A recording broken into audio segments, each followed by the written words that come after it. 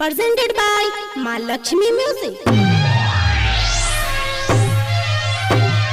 DJ Sumit Satish Raima.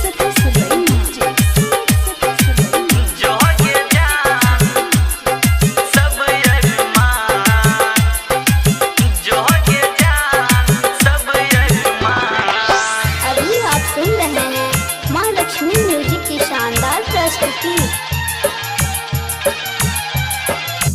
जोगे जान तोर तू दिलही दिल के सब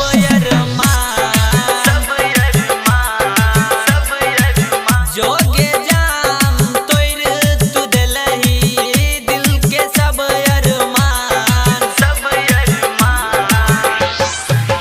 दिल के साथ हमरा तू खेलेला दिल के साथ हमरा तू खेलेला बना देला जोगे जान तोर तू दिलही दिल के सब दिल के सब दिल के सब DJ Sumit Satish Raima.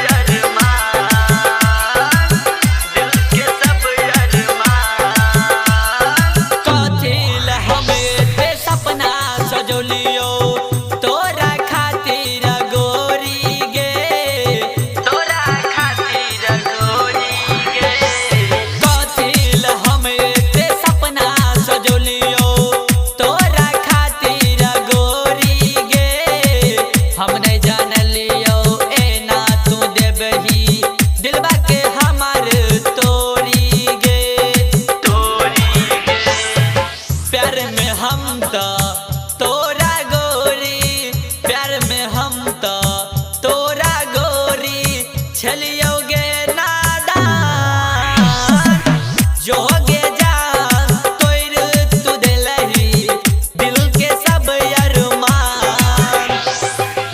दिल के सब दिल के सब DJ Sumit Satish Raima.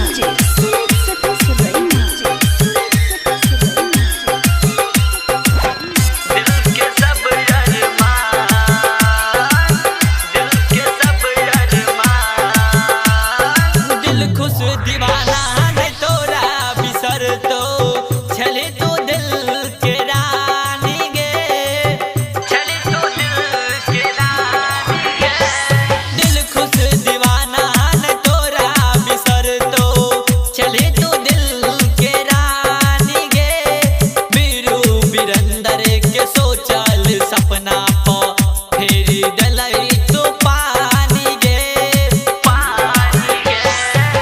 केहन रिश्ता तू तो बनौले केहन रिश्ता तू तो